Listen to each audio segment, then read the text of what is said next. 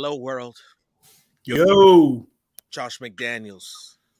I want to tell you guys about the Las Vegas Raiders today and everything that we got going on. And I want to look you all in the face, smile, and do my best to absolutely answer none of your questions.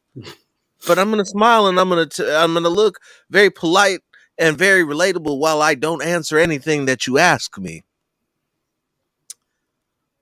Ladies and gentlemen, welcome to the Unfiltered Truth. I am your host, Phil Robinson. With me, the incomparable, the almighty, the all chocolatey Phil Jones. Hey, what's good, y'all? How you doing? What's happening, Dre? Said, well, it looks like it's just you in the chat, so the shout outs are pretty short tonight. It's cool. Yeah, You can roll right into it, get it cracking. Hello, world. I've thought of a lot of different ways to kick off a big moment in my life. Hello World is not what I would have went with in that situation. All right. It's not what I would have went with in this situation. But you know what?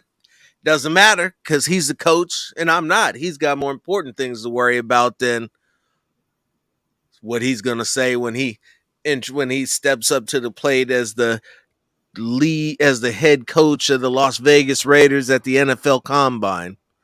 So instead, let's dive into what he said. Ooh. Right off the bat, I want everybody in Raider Nation to know that Derek Carr absolutely is going to be our quarterback in 2022. I promise you.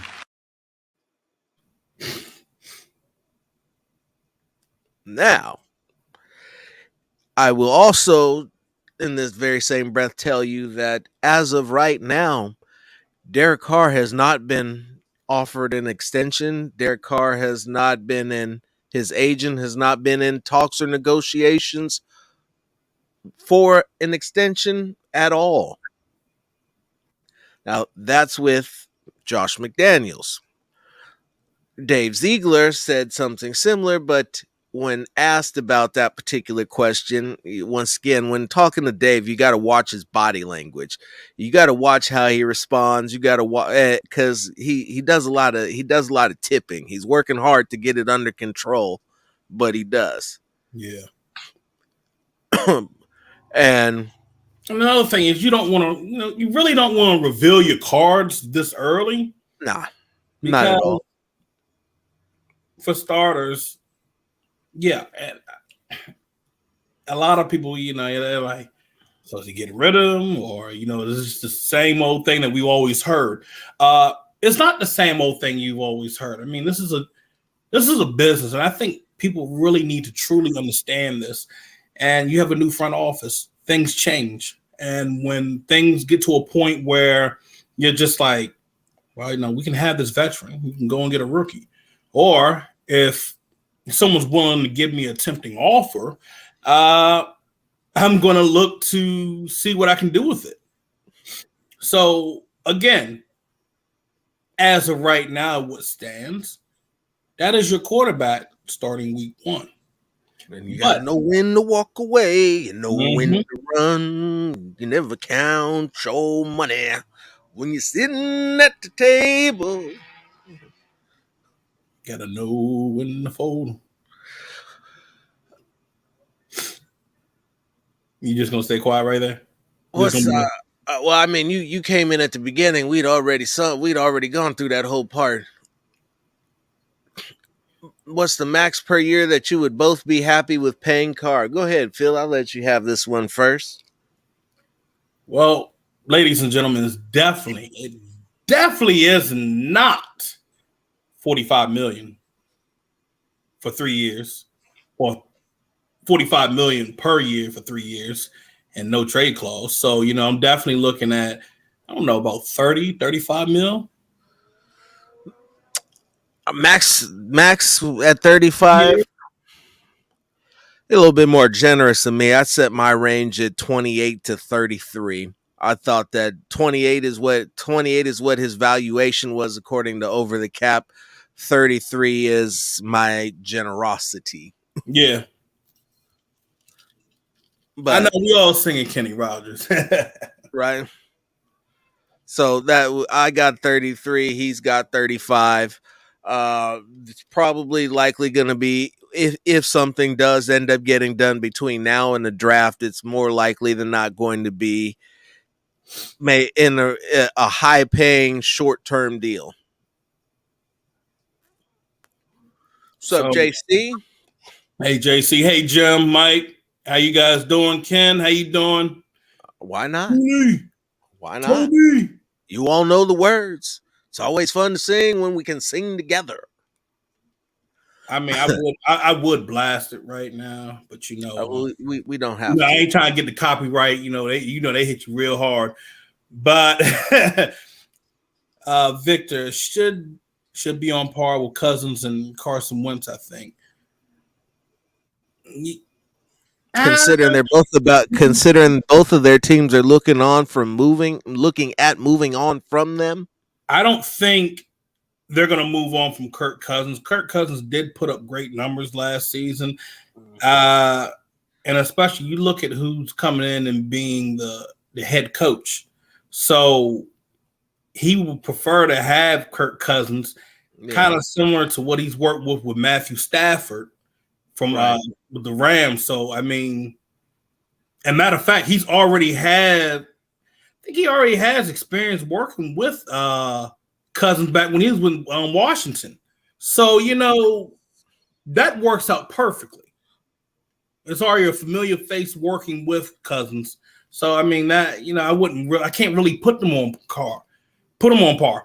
But Wentz, I mean, you could say you could put on, I mean, to be honest, I'd take Carr over Wentz any day. I'm sorry. Yeah. I would take pretty much done. I would carry Carr back to damn Vegas before I take damn Carson Wentz. That's a hell to the no. What's up, you guys? Hope you guys are having a great evening. Make sure you guys hit the like button, subscribe. You guys can get what they can get in the super chat now. Yep. We got the unfiltered super chats. We have we are monetized now. Yes. We got to make it rain. Become an unfiltered truther. Said get that special shout outs, get that love, get all of that and more. Help give back so we can give you more. So, okay, I answer this real quick. What does Carr want? Carr was looking for about 40 plus mil. And that's for at least going for about 3 years, 3 solid years, no void, no trade clause. So having that, you would have been set up. And they couldn't. Raiders, I'm not going there. You can't trade me there. I'm going to stay put. NTC. And from what was said today, the Raiders are basically like, we haven't even talked to him.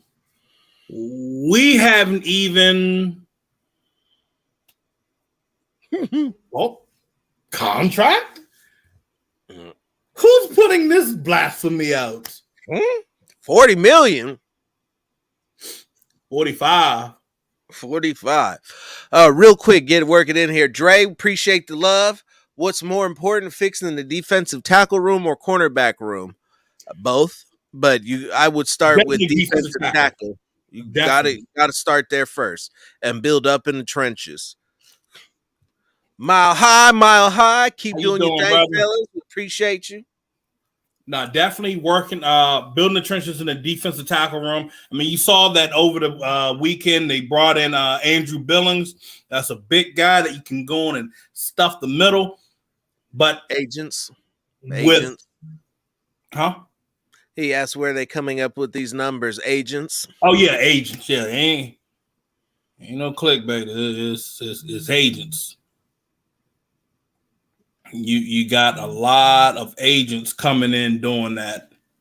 They go on and filled out a number, and once that happens, hey, let me give it to a network.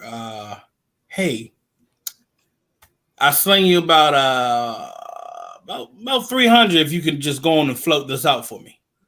And it just spreads like wildfire. Boom, boom, boom, boom, boom. Then you hear reports from Vinny, then you hear reports from Ian, then you hear reports from your ex baby mama's daddy. And they all got an opinion, all got something they want to say. I said, and everything points to this fictitious offer that's not even been made, not even been discussed. Why? Because that's what we want to get. And it's good to want things. Yeah, Want I things mean, that nothing wrong with that. Yeah, but want things that you know you alive. People in hell want ice water. I do. I tell you this. I would tell you this right here. Not just the clicks, but when I first brought it up back when I was at the Senior Bowl that night, this was the look that I got at the bar when I said, "So Derek Carr getting a 40+ mil, extension for about over 3 years or so, and no trade clause."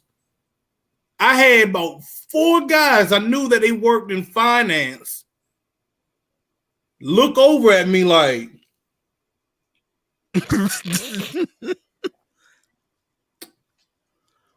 "What you drinking there, son? What you drinking?" Needed to go ahead and leave that alone. You've had enough. How much you had? Truly Man, one. cut them off. Too many. Yo, they looked at me like, come again? I was like, "Look, that's the chatter," and they're like, "Oh, from who? We thought you." I said, "No. They said what would sound realistic is, you're looking in the range of up to like 30 to 35, but 40 to 45. Shit.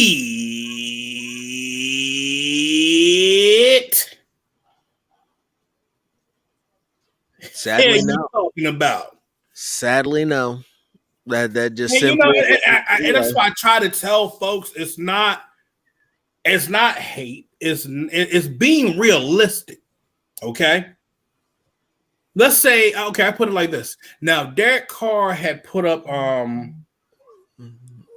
if he had a high touchdown ratio, then maybe I could see that. If you finished, let's say, 11-6, and then you managed to get past the Bengals, I could see it then.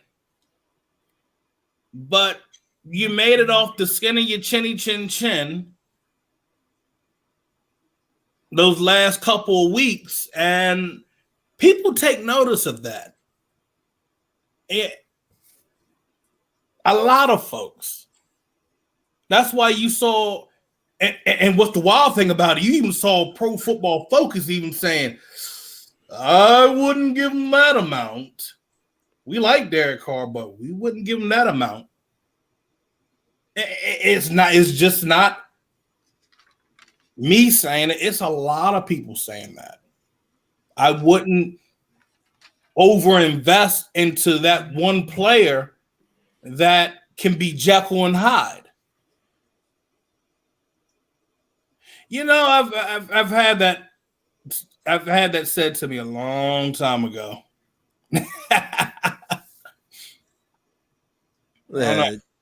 Might be related to me. Interesting. Oh, I wouldn't say he's giving Prescott results. Shit. Yeah. Not even close. I think Prescott put up. He got hurt. Yeah. That's why I tell a lot of folks that second half, Eagle Time was good. That's why I tell a lot of folks the second half of the season matters the most. Yep, We not the all first. we can all get up on that hype train about the first couple of weeks with Carr looking excellent. And then they got a good winning record going on, and then all of a sudden it's like trying to drive a Supra through the fucking mud. It ain't working.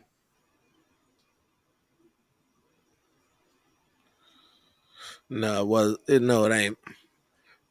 But That's why I say, like, at the end of the day, with what's been said, what's been going on, I think people see that, hey,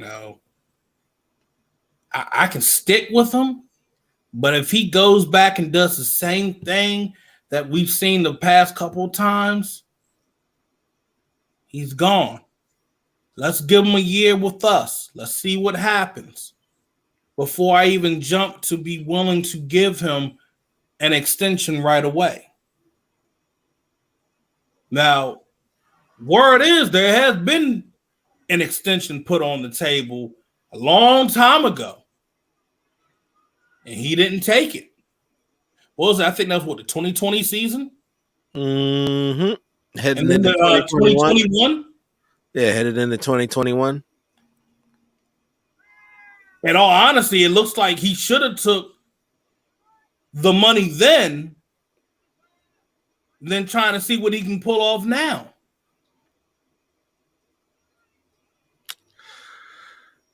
Everyone wants to gamble on themselves. If he's right, if he's right, he'll get paid. It'll be all good. Thank you, brother. Appreciate you. Mango, All your appreciate it. continued support. um,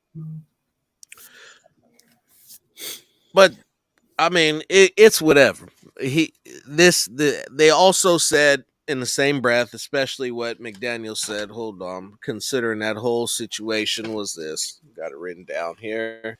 I do that kind of stuff.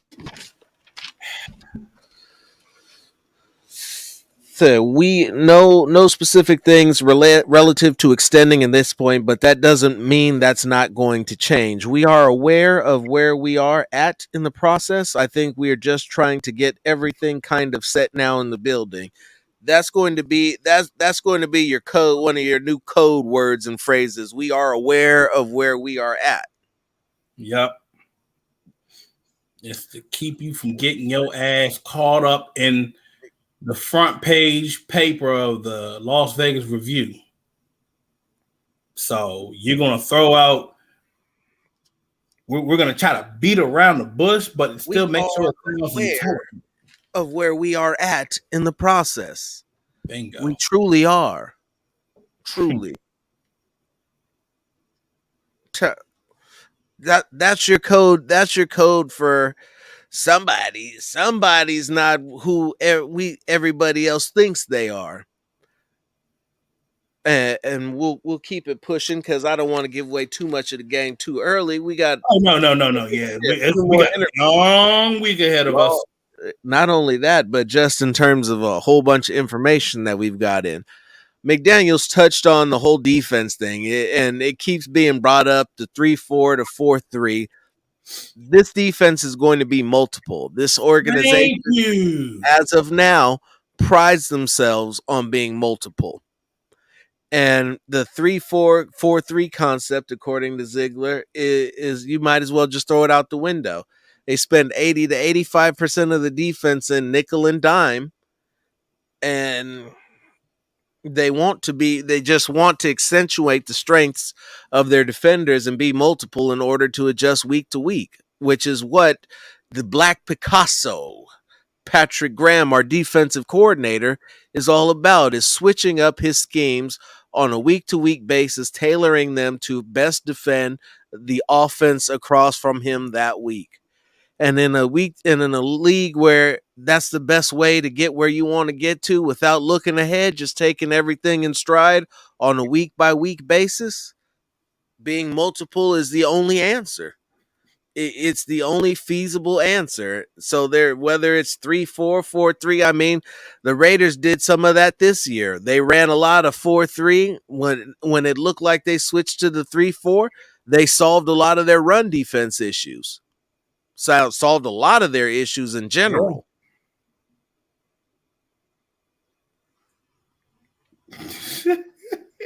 Are you paying attention to the comment section? I've fallen behind. Oh, I'm catching up. Test run, car gambling on Nah, himself. Hunter, he is. Yeah, Hunter safe. Oh, Hunter's name is good around the Raiders organization. Said, I can tell you honestly, Ziegler got a funny look on his face when asked about Carr, and surprisingly enough, when asked about Max. Said, but Darren and Hunter is good. You don't need to worry about them. Said, and I quote here. Let me go ahead and hit that one time for what he said about Hunter. Guys who getting open, players who can get open and create after the catch, or you want to have guys like that on your team. We're talking about Darren Waller. He said Darren is really, really explosive, and you're not used to seeing guys that big be that fast and that explosive. Having good football players on your team is a good problem to have.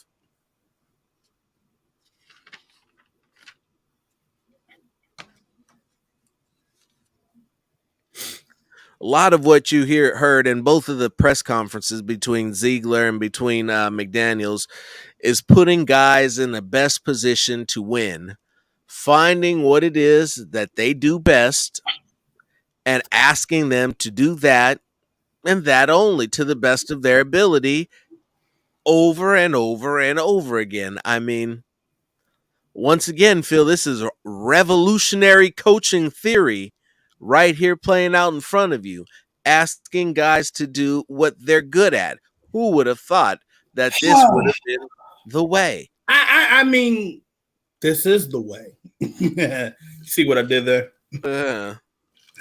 But I mean, we've been asking for this for how long, that we're going to put guys in the best position. Let's leave them in their natural positions where they can thrive at. Now, since I brought up natural position where they can thrive at, our first round pick from last year. I'm glad that you brought that up, because McDaniels brought that up as well quite early in his conference. And we didn't we got a different type of coach speech for this particular thing, in which you look at a rookie like Leatherwood, and he was in a unique opportunity to get a lot of PT, get a lot of experience, a lot of time out there. Appreciate it. Yes, sir. Thank you, Jim. He got a lot of time out there, put a lot of tape, so you get to see what it is that he did right, what it is that he did wrong, what it is that he needs to work on, and where they could play him or where they could move him from. It was my own personal opinion, but watching how McDaniels spoke about Leatherwood's going to have to do a lot of developing in a relatively short amount of time. I mean, look, first things first, for anybody that's ever played the O-line, you could tell right off the bat he has a lot of work to do. It's not going to be him going back to the tackle position. No. I'm sorry. No. That's out of the question. All right, so if you think about, would he go back to right tackle? That's a no. No. It's interior now. Yep. So you need to find him. And yes, Dre, you're absolutely correct. That is where he should have been. That's where they should have left him at. But we were stuck with Simpson playing at left guard. And in my opinion, I feel that he was not the answer. whether you like it or not, he was not the option at left guard. You should have went on and moved Alex Leatherwood there at the right at left guard position. He's already familiar. He's already been familiarized with himself with playing left tackle and left guard. That is something that he's already been accustomed to.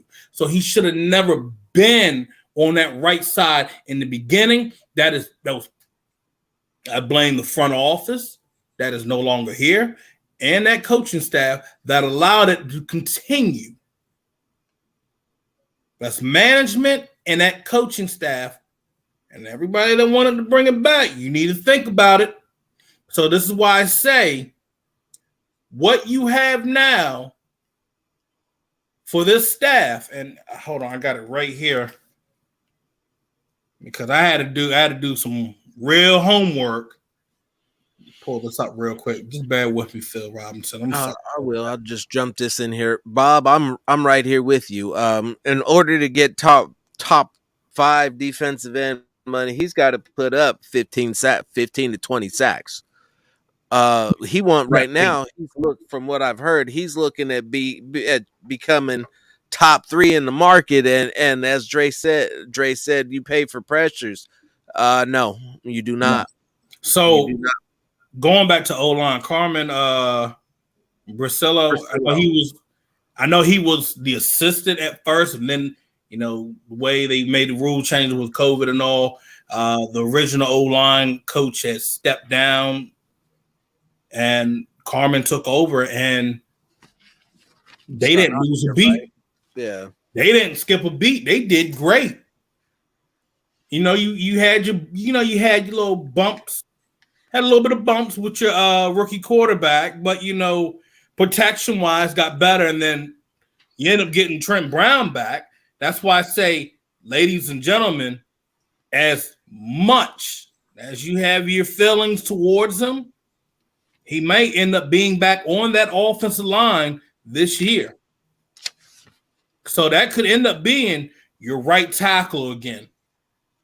And the way he responded to working with this New England staff, I'm going to be real, Phil. They've consistently gotten the most out of him. They got a lot out of him.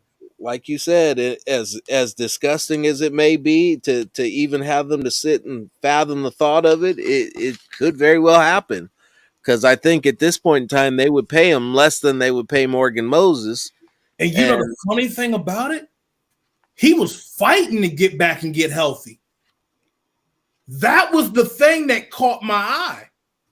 So whatever went on with this staff, this past staff, and Brown, when he was with the Raiders, but when he went to New England, there was no lip from him. He worked his way back up. Shit, he even got voted into the top 100. Yep. So if you got voted into the top 100 this year, I'm like, damn. I mean, and he was out for a short. I think he was out for what 3 or 4 games. Yeah, Q, I think you're absolutely right. I don't think he did. I don't think he did. A lot of people didn't. I think that was that disconnect. That was the disconnect that a lot of us were worried about in the beginning, and it started showing. So at the end of the day,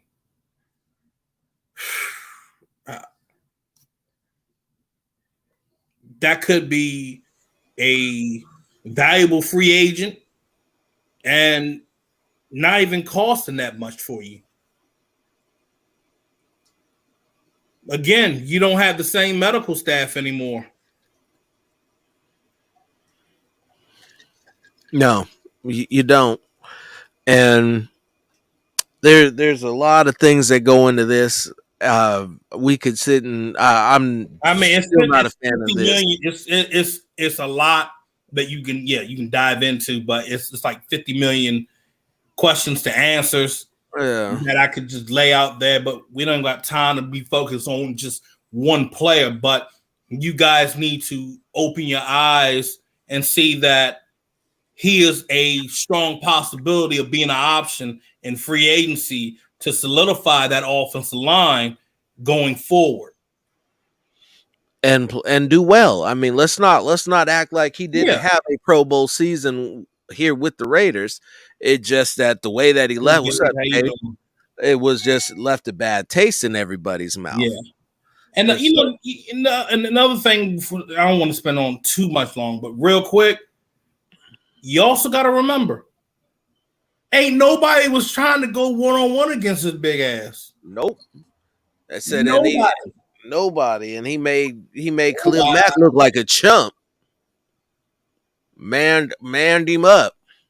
It was like Majin Buu versus the Z Warriors. Dirty Majin Law. Buu, dirty. Dart Elo.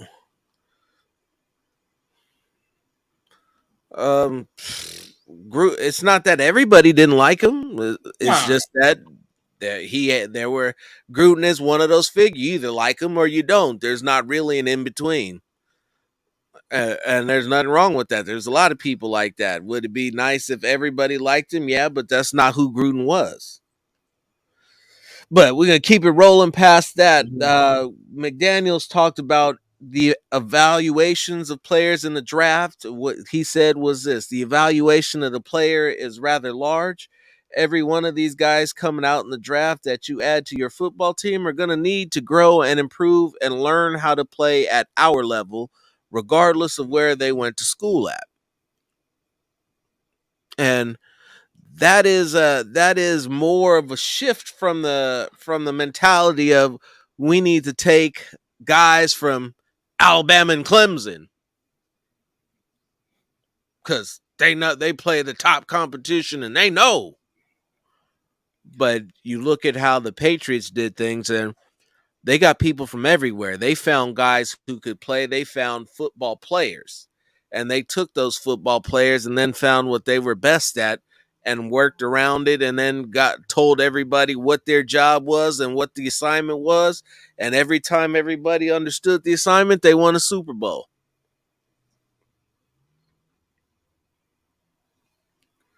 And so one of the last things that he talked about or put together, he didn't really call it official, but the offseason plan, or what he plans to do with his football team, is one, get rid of all that verbiage, all of that exorbitant diarrhea of the mouth, all of the word vomit that was Gruden's play calls and his playbook, with all that unnecessary spider 2Y banana whiskey chop jock itch 2. You know what I'm saying? It was what they are going. You want to hear one of his plays? Go for it. Oh shit! I'm about to fuck up like Chris Sims. We're gonna go Z fighter right flex 48. 28. I was like, what the fuck? How can you even get all of that out of your mouth? And you wonder why the play clock was running down to fucking 9 seconds. I'd be like, that shit would make you tongue tied. It was nuts. It was like one of those things that you literally are sitting here like, and then still get it wrong. Look, you like, that's like Coach Farm trying to talk to you like, well, that, yo, 28-45. Nah, we're like, what you just say? You need when you need 40 seconds, you need 20 seconds for him to tell you to play, 10 more seconds for you to have him repeat it because you're like, huh? and then the last 10 seconds to try to squeeze in telling everybody else while getting to the line of scrimmage to run the play. And you wonder why there were so many timeouts and Derek coming off the field like, but what are we doing here? Hey, nah, you know what? Hold up. Supposedly Gannon was able to do it fine. You know what I think Gannon did? Gannon said, motherfucker, you running straight, you running the slant, you hitting the cross. He said, hey, you over there on the sideline. Shut up. I got this. I'll do this. I got this. Said, and then get off to the side. Like, why'd you do that? It worked, didn't it? Hey, bro, like, good job, Rich. Good job. Nah, you know, Rich bucked that on. Like, I still remember that. I was like, he gonna whoop his ass. Yeah, on the sideline. But so anyway, back to the plan. So the number one thing was getting guys speaking the same language, figuring out what they're gonna do, figuring out which one they're gonna use, teach it, talk it, and everybody gets on the same page. The next order of business is putting things out there in terms of trying new ideas, thinking about what it is that you're going to have these guys do, and get out there and see if they can do it or if they can't do it, which is what figuring out part 3, figuring out what players do well, what do they handle best. Yeah. Then for part 4 comes the adjusting, tailoring towards skill sets, working with what guys do best, getting them to do it more, and trying to steer away from things that guys can't do. Rather than say these guys are trash because they can't do certain things, we maximize what it is that they can do. Whoever knew that the power of positivity could set you free? Yeah. And then at the end of it, you evaluate the team you're trying to put together this year, find out what you do well, and try to do it as many times as possible. Dre, that's a horrible idea. Brian Edwards does not belong in the slot. Unless you, I put it like this. On the goal line, maybe. That's what I'm about to say, yeah, goal line. Yeah, but short of that, that is a horrible idea. But I love you to death, though. I'll say this. He was also the idiot that was leading the team, so I guess that he was talking about himself while he said it. It's like the pot calling the kettle black. I say this with guys that we need to be looking at. You might be looking at guys that, hey, if he came from Cincinnati, I'm going to go and draft him. I know he can play. I know he can understand what we're looking for on defense or if it's offense. I'm looking at a guy in Memphis. I'm looking at a guy from Florida. I'm not going to be looking just for straight Alabama, Clemson, Ohio State.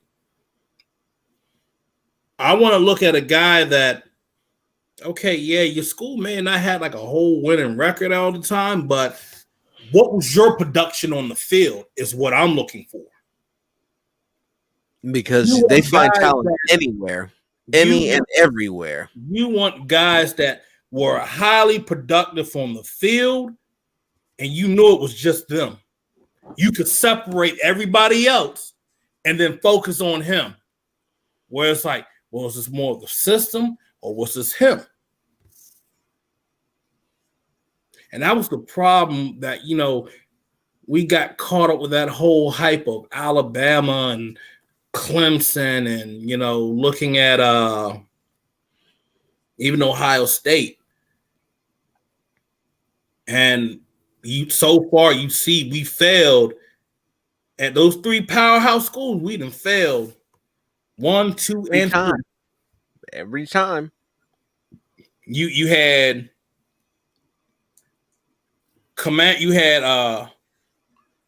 Damon Schwarzenegger Arnett as the commando. Man, you had Alabama drama. That's literally Friday Night Lights, and then Clemson. You know, you had Hunter ain't did you wrong. No, you haven't done it wrong. You haven't done it wrong. Hunter been the best player on your team.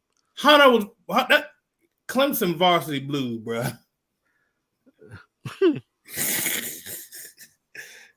You always had that one guy like he was always good, but they didn't give him the shot. They really didn't look at him as that.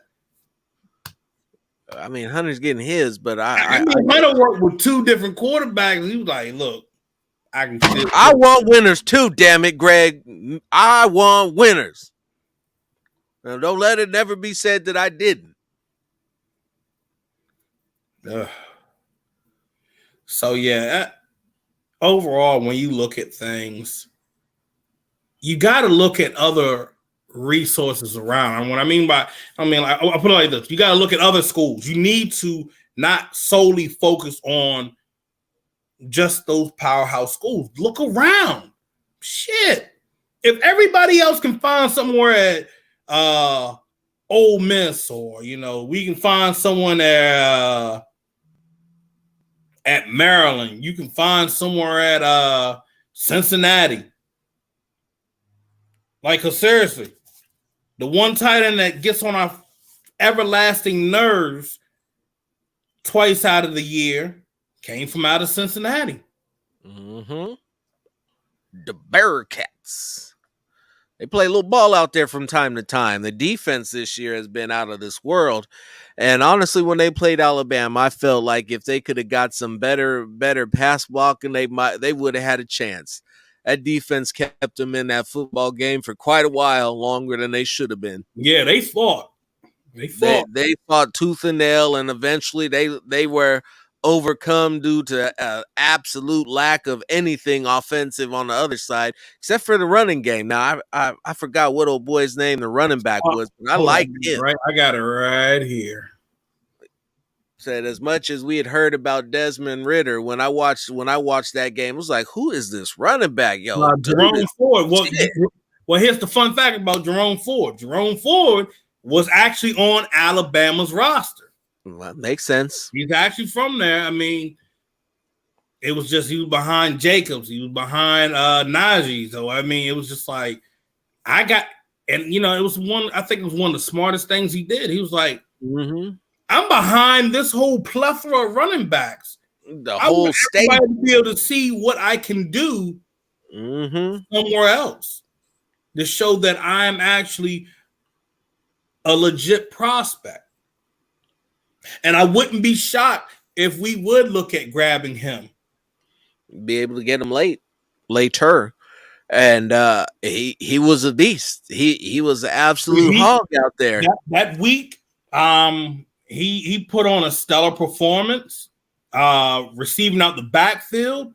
Some of his pass protection was done well. Yeah. So at the end of the day, I wouldn't mind looking at certain guys like this. You want to make, and that's the one thing overall, you want to make sure that your running back can block. Now, Pierce from Florida, he took on a DN, bro. He basically took on a DN, and I was like, "Oh man, who that? Who right there? What door?" Yeah. Pierce put on his big boy pants and came to play in Mobile. I was next to Coach O, and we were like, "Whoo!" Yeah. He said, "Boy, you see that? Let's watch this. That boy didn't need it." Up here. I was like, I think I lost every word you just said, Coach. It doesn't matter. He hit him. He hit him. Locked in. He said no. He did the whole Gandalf the Grey. He was like, "You shall not pass." Yeah, better. UCLA used to be a powerhouse. Fresno State would produce some quality players. TCU had their moments, yeah. I mean, TCU, didn't they have LaDainian Tomlinson? Yes, they did. That lost to San Jose State in San Jose. I was there. Tore down them goalposts. Long time ago. What was that? It was a Dotson. That's the receiver. I got to see what he really does this week. I got to see what he really does. He pulled out of the Senior Bowl, so I wasn't able to really see him. So I got to see what he can do this weekend, and I also got to see what he's going to be able to pull off during his pro day. I think he's good talent, but you know, it, He's down there on the list. the talent. I put it like this: the talent from Penn State at wide receiver has always been like they flash and then they fade off. Now, if you get a tight end, running back, it's solid, That's because but when was the last time Penn State had a quarterback? it was always your linebackers. Yes. You Hey, go, you running back. you go to Penn State to get a linebacker. Even if he was and that's what got me when we had Nate Stupor. We got him late round, and then we went on and cut him, and then all of a sudden he go to the Jaguars and he's came up as one of the starting linebackers, doing a solid job. I was like, you don't let go of Penn State Nope. linebackers. You just never. Edge rushers are pretty decent too. Do that. Yeah. You Said any. Tell him.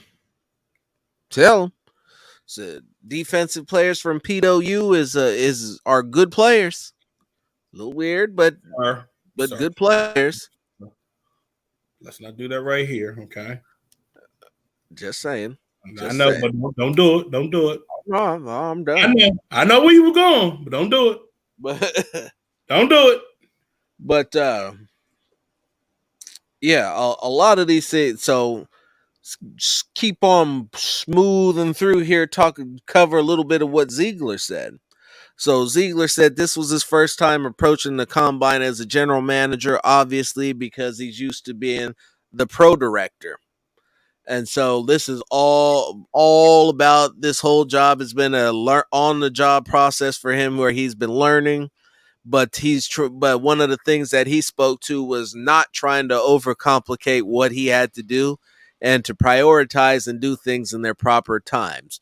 There's a lot of things that have to be done. One of the things, like I said earlier, was working on extensions for Max and Hunter. Said we are aware of where we are in that process, but we're not there yet. Said we got time to decide, and I'm still trying to hire staff right now. I got a bunch of other things to do before we can get to that level, because learning your team is the beginning of scout. What is it? Where'd I put this? Here we go. It's on this page. So tell me. Yes, sir. I'm gonna ask you this right here. Lay it on me. You could either be your first round or your second round pick. Are you willing to go Calvin Austin III?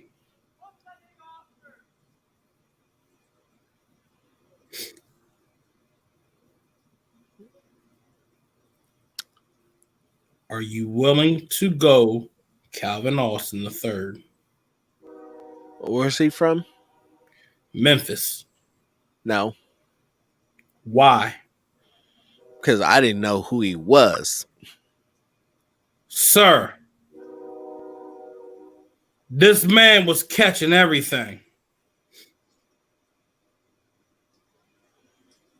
What happened to your boy Vilas? Now, that was one of my bright spots, but it was also Calvin Austin. Calvin Austin? Yeah, the wide receiver from Memphis. Would you take him over Treylon Burks?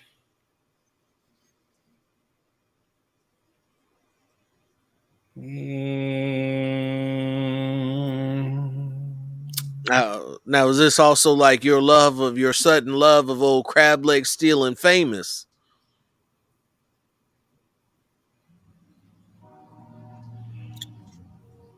You remember how I told you about honestly, Kevin? I wanted his brother. I would draft them both. Yeah, I would have had both. But the thing of it is this. It's the height that everybody are complaining about. Another 5'9" guy? But he'll cook your ass. Well, he's a receiver though. See, Yeah. that's different. That's different. Well, here's the thing.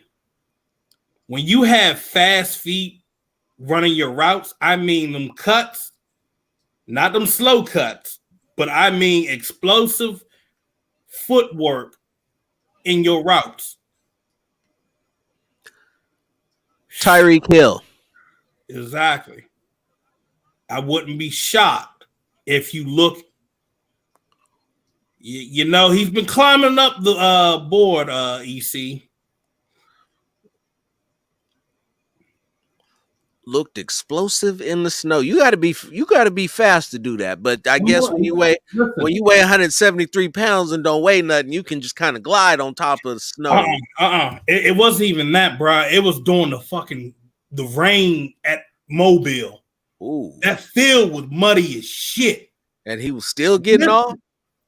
I want everybody to listen to me right now. When you can pick your feet up and still have control in a muddy field. You's a bad boy. On a muddy field. Bad boy. He took soles. Ankles. He got him sitting in a little bag on his wall. Think about it. When you can run in the mud and have control, you need to think about it.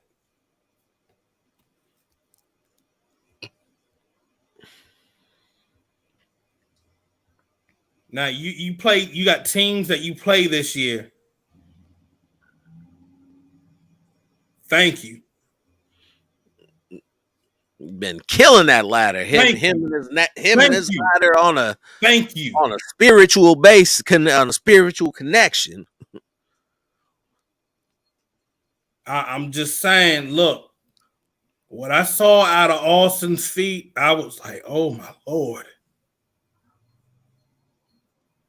And you can take Hunter Renfrow off a punt return, bro. Awesome sauce. Awesome. Put it like this. You remember how Dante Hall used to fucking rip people's souls on special teams?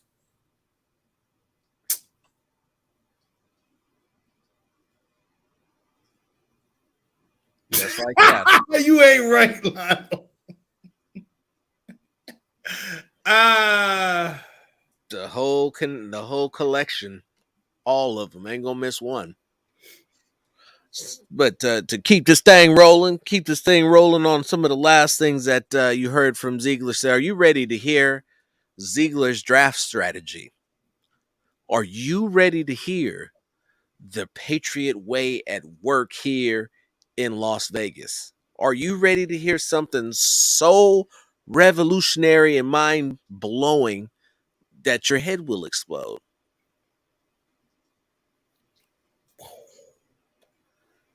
The Las Vegas Raiders are going to draft good football players, find what they do well, and use them to the best of their ability.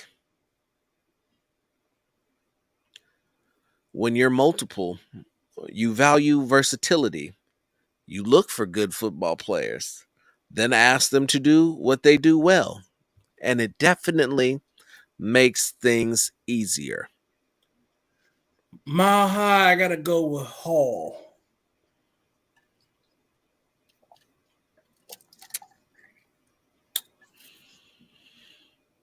And so when you get good football players who are good at certain things and you only ask them to do certain things, what does that come down to, Phil? You want to say that one more time? Say that one more time. What does that come down to when you have good football players who do certain things well and you only ask them to do those certain things? What do they call that in Patriot land? Do your job. Or job. And if all 53 people do their job, you win. You win enough games, you go to the playoffs. You win in the playoffs, you go to the Super Bowl. You win the Super Bowl, And we're suddenly having a lot different conversations surrounding the Las Vegas Raiders. There's a whole lot more respect that's going to be put on the Raiders organization. Said Mark Davis will finally get the credit he deserves. Yeah. Josh McDaniels will get the credit that he deserves. Dave Ziegler, Derek, everyone. Everyone will get that pat on that back, that attaboy. Raider Nation will be the strongest it's ever been. We'll have bandwagon fans. Phil, you ready for that? Forget about diehards. We'll have bandwagoners. We had to go back to filling out that form again. Said when we'll be determining real and fake fans by how long you've been a fan. Oh, you just started? Oh, you one of them Johnny come latelys, huh? You haven't been in the struggle.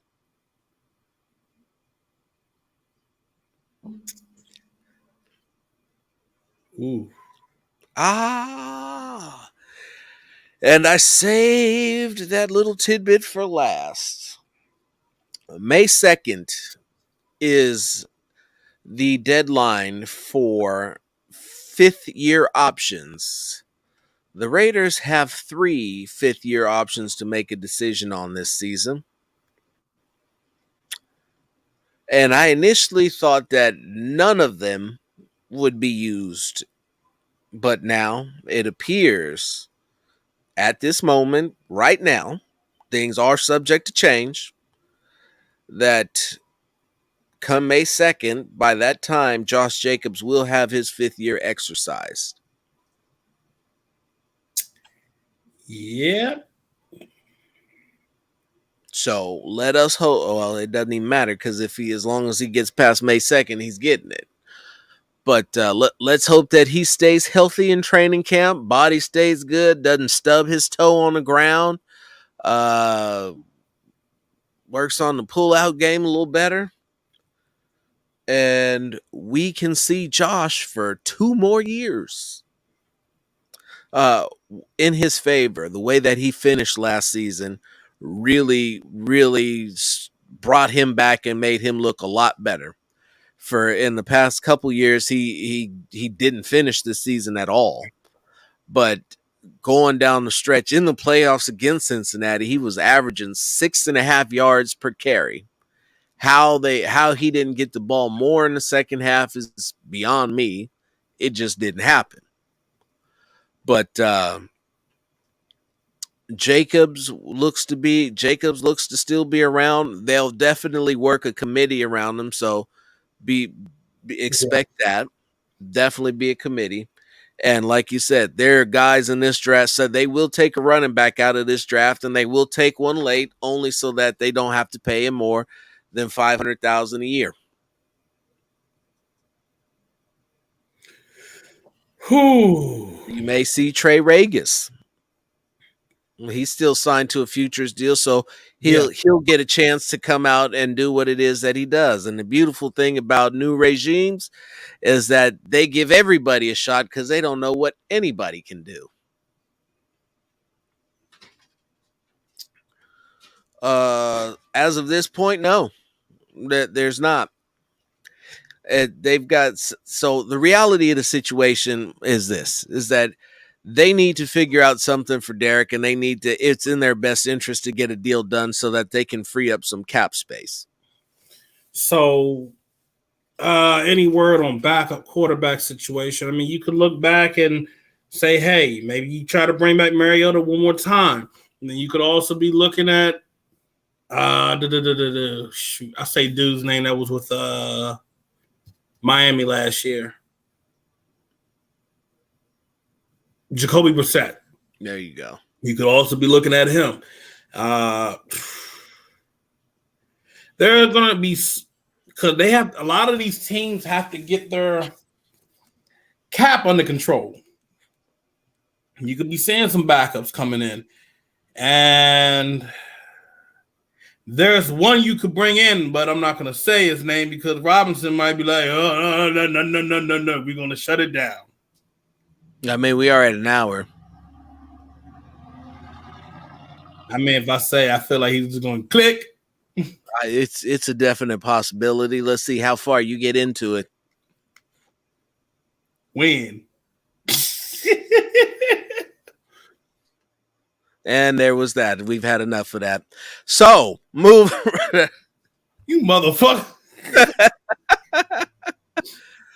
uh, When? Nah, but I mean, I'm just throwing options. I'm throwing options there. What could happen? What you could see, and when you looking on the weeks of free agency, you be like, "What the mm-hmm. saying?" Just saying.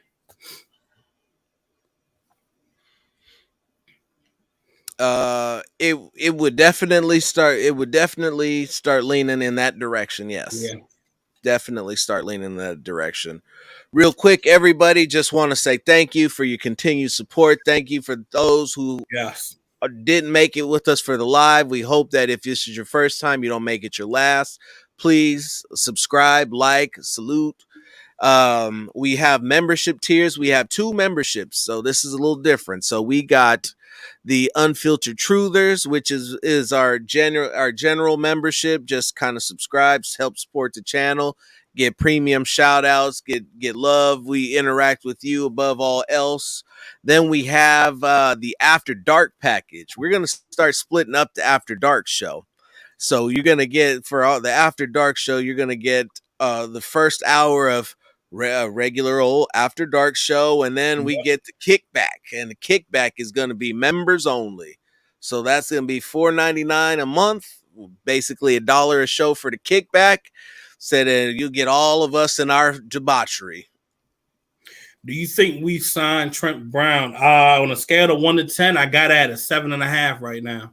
I would have said 5, maybe 6, but yeah, You know, depends on what he's asking. I look at who's on this staff now and what they were able to get out of him. It would make sense. They got a lot of production out of him. That's why I say I would look at it in around that range. Mikey, appreciate you. Love you too, bro. We appreciate each and every one of you guys that tune in each show that we do. Appreciate you guys. You guys are the real MVPs out here. Yes, sir. But so about 10 cents. Wait, what? Been working on boxes with about 10 cents. Let me get like the last 4 words of the show. How much you want for that? Let me get the goodbye message. Is it links that you guys send out, or it should be on the top of the chat? Is what it really is. Let me see. Or gotta look to see. It should be at the top. If it's not, I gotta add that. Figure out a way to add that. Let me see. I'm gonna go right to it. Hold on. Then make sure you got a way to add that.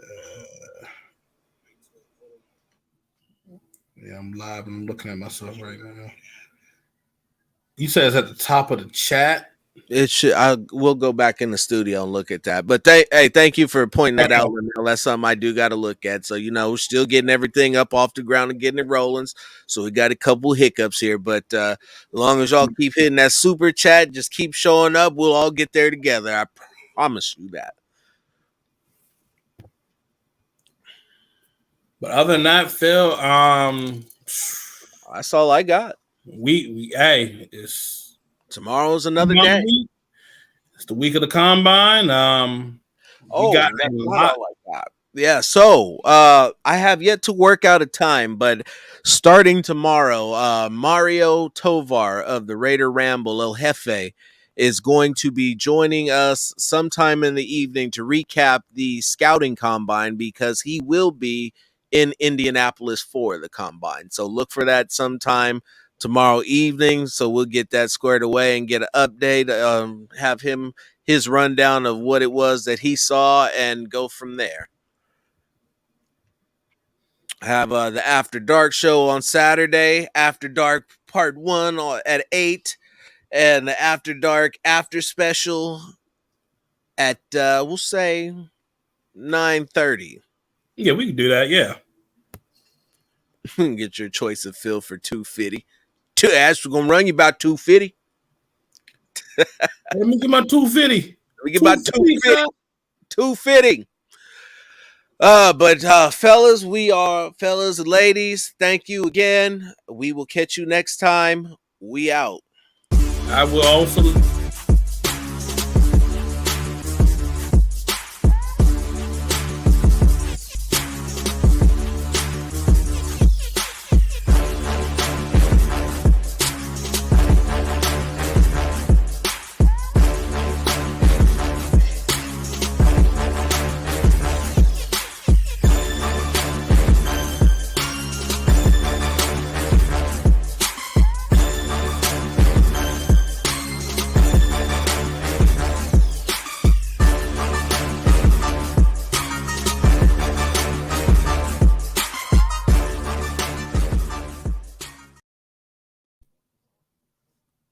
Bitch, you left me on the screen.